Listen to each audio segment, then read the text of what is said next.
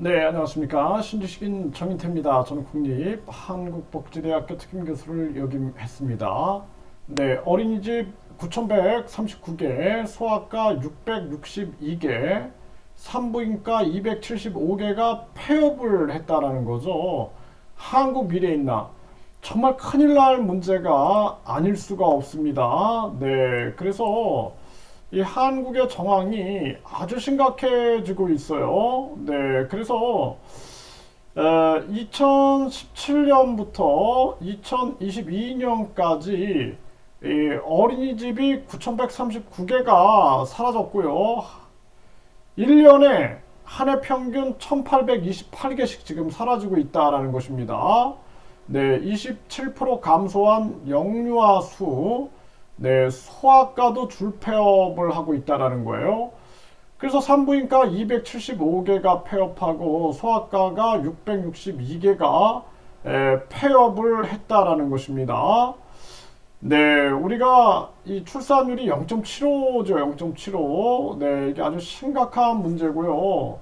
지금 대한민국이 총체적 위기입니다. 총체적 위기. 이게 사실상 정치인들이 완전히 부패돼 버린 거예요. 부패돼서 정당 보조금 매년 약 500억, 그리고 선거 보조금, 이것도 선거 있을 때마다, 그러니까 국회의원 500억, 대통령 500억, 지방선거 500억, 선거 끝나면은 예를 들어서 500억 썼다 그러면은 15% 이상 얻으면은 또 세금으로 500억을 또 지원해 줍니다. 네, 이런 식으로.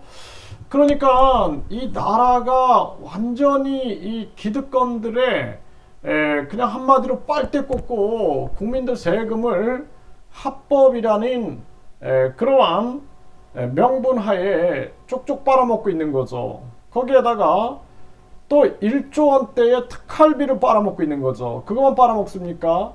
계속해서 후원금으로 빨아먹고 또 뿐만 아니라 각종 비리를 저질러 가지고 또 빨아먹고 있어요. 이거를 정리하지 못하면 대한민국은 미래가 없습니다. 이들이 완전히 이런 돈에만 미쳐 있는 거죠. 네, 그래서 우리 국민들이 국민투표 시민 발안제를 통해서 국민투표를 활성화한다는 게 굉장히 중요해요. 아니면 이 나라 못 구합니다. 못 구해요.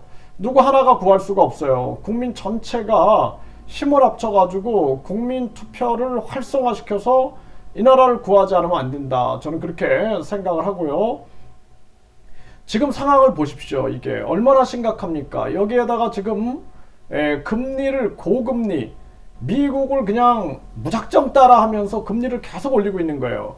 지금 중국이나 러시아나 튀르키예나 일본은 금리를 다 내리고 있고 일본은 아예 그냥 마이너스로 동결하고 있습니다. 그리고 환율을 미국의 채권, 미국의 국채를 사들인 걸 가지고 방어하고 있어요. 그러니까 일본은 미국과 무제한 통화 스와프로 안전장치를 만들어 놨고 중국은 반폐쇄적인 금융정책을 통해서 홍콩을 통해서 외환 거래를 하게끔 만들어 놔서 안전장치를 해놨는데 한국은 완전히 개방해 놓고 그리고 외국 자본이 휩쓸어 갈 수가 있는 겁니다. 휩쓸어. 완전히 위험한 정황이에요. 거기다 정치꾼들은 이 자기들 이익에만 눈이 멀어서 나라의 미래를 생각하지 않습니다. 나라가 망해도 나중에는 헛소리 하는 거예요. IMF 때 나라가 완전히 이 외환 위기로 인해서 박살이 났는데 결국엔 국민 탓을 했어요. 국민 탓. 국민들이 낭비를 했다. 낭비벽이 심해서 그렇게 됐다.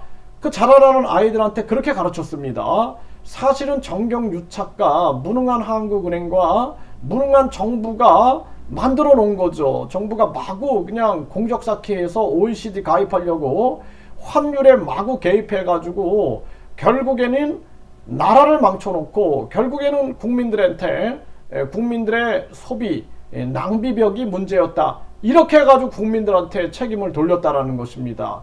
그래서 지금 이 상황도 우리가 망한 다음에 소 잃고 외양간 고치지 말고 빨리 국민들이 국민투표 활성화를 외쳐가지고 국회를 해산시켜버리고 국민이 국회를 해산시킬 수 있어야 돼요. 그리고 대통령도 해임할 수 있어야 되고 국회의원들도 소환해서 탄핵할 수 있어야 됩니다. 이러한 국민투표 활성화, 그래서 국민투표를 대통령만 발의하는 게 아니고 또 국회의원들 150명만 발의하는 게 아니라 국민들이 18개월 동안 50만 명이 동의하면은 국민투표를 발의하게 해서 우리가 국민이 주인인 세상임을 명확하게 보여주지 않으면 안 된다. 저는 그렇게 말씀을 드립니다.